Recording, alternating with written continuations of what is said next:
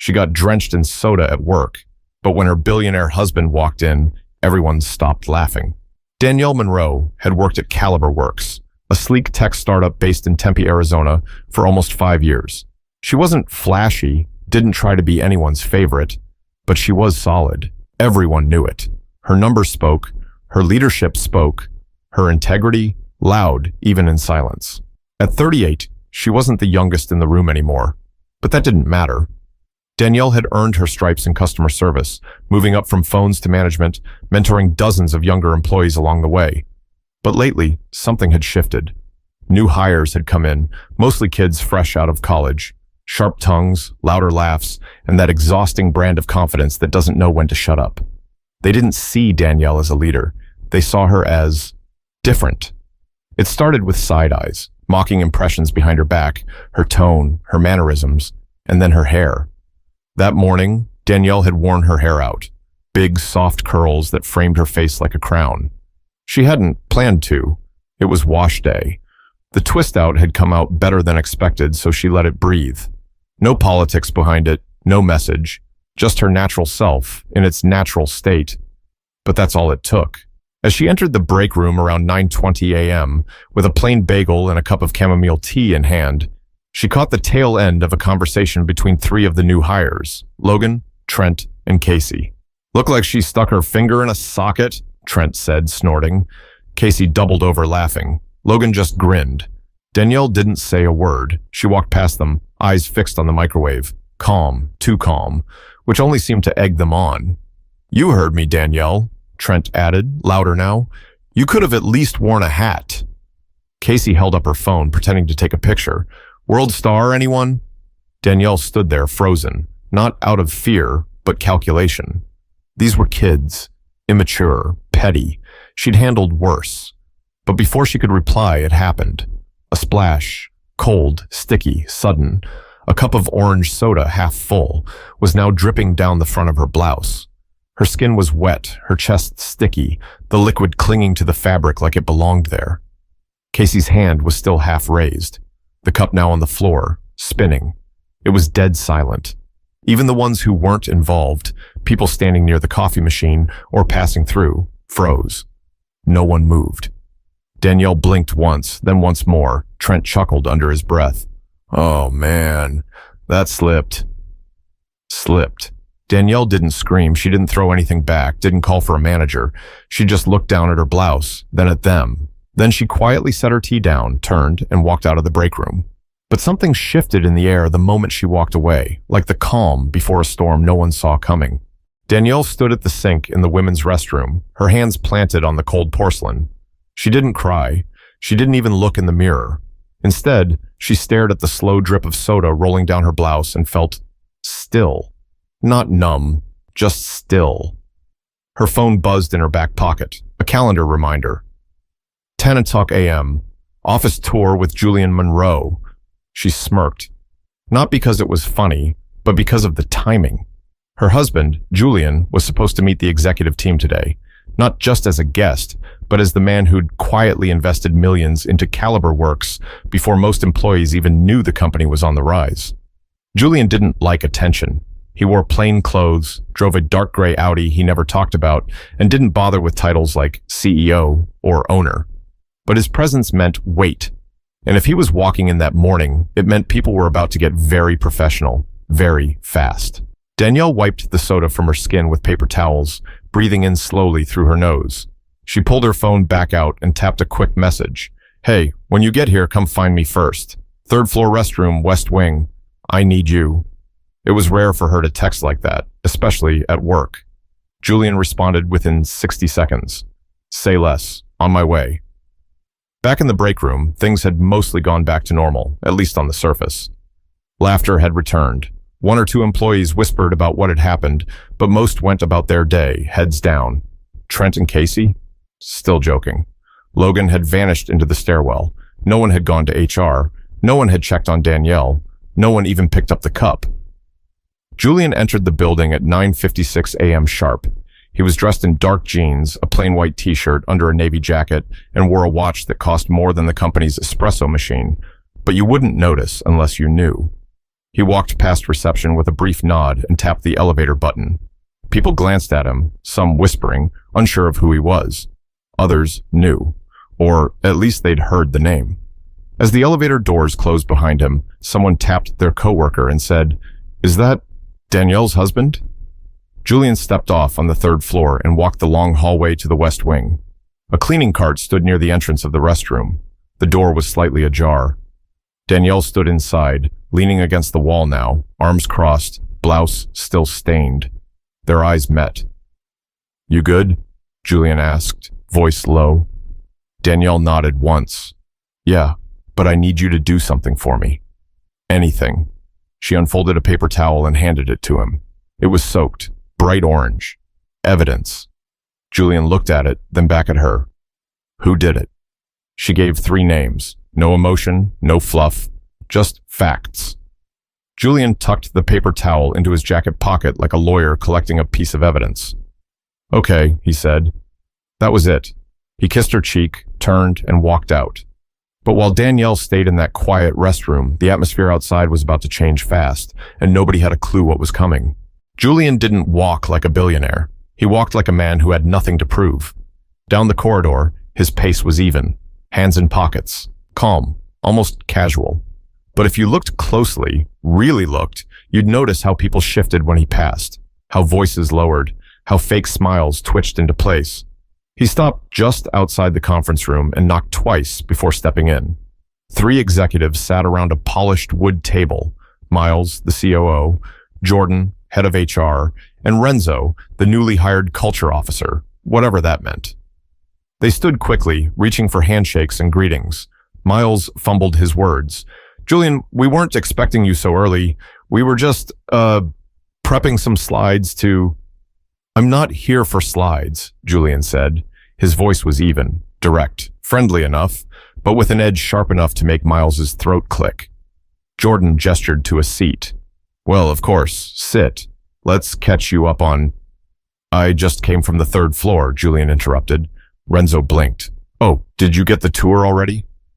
Julian took off his jacket, folded it neatly, and laid it across the back of the chair. Then he pulled out the sticky paper towel Danielle had given him and placed it gently in the center of the conference table. Orange, wet, undeniable. The room went dead quiet. What is that?" Miles asked, already knowing. "My wife," Julian said, "came to work this morning to do her job. Instead, she was publicly mocked and physically assaulted by 3 of your newest hires." Jordan's jaw tightened. "Assaulted?" Julian nodded once. One of them threw soda at her. The others laughed. Renzo leaned forward slightly. "Julian, this is the first we're hearing of this. I can assure you this is not reflective of our values here." "Don't talk about values," Julian said sharply, but never raising his voice. "Talk about facts. Who's responsible? What's already been done? Who checked on her? Who logged the incident?" Silence. Jordan pulled out her laptop, typing nervously. I'll pull security footage. Give me 5 minutes." "Make it 3. Julian turned to Miles. "I want a list of all employees who were in or near the 3rd floor break room between 9:10 and 9:25. Include temp staff. Don't miss anyone." Miles stuttered. Yes, of course." "And Renzo," Julian said. "You've been here, what, 2 months?" 3, Renzo replied quietly. "Then you've had enough time to know how fragile company culture can be. If you've allowed a hostile environment to grow under your watch, I expect a full explanation. Today." Renzo swallowed hard and nodded. Julian leaned back in the chair for the first time, not to relax, but to let the weight of the moment settle. "I didn't come here to make noise," he said, glancing at the orange paper towel. "I came here to see if this place was worth more than the money I put into it. Turns out, this visit is more valuable than I expected." Outside the conference room, whispers began to move like wildfire. Julian Monroe was here, and something had gone wrong, very wrong. At exactly 10:19 a.m., Jordan emailed Julian the footage.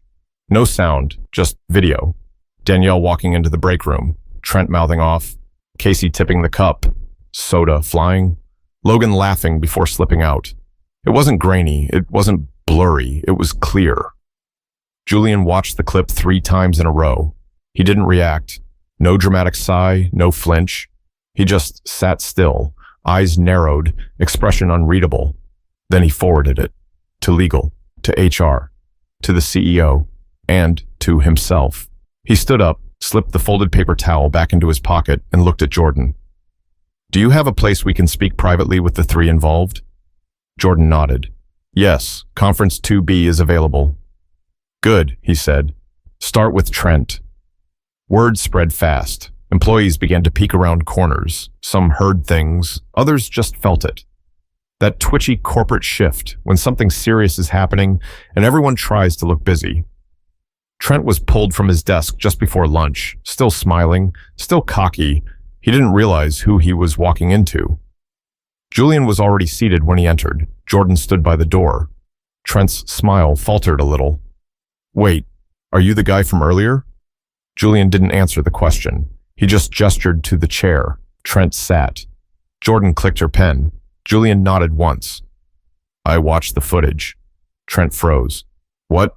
Footage?" Julian leaned forward. "You threw soda at my wife." Trent blinked. "Wait, Danielle's your wife?" Julian didn't move. "You thought this was just a joke, a moment, something to laugh about and move on from. But here's the thing. Real adults take responsibility. And today, you're going to learn that." Trent looked to Jordan.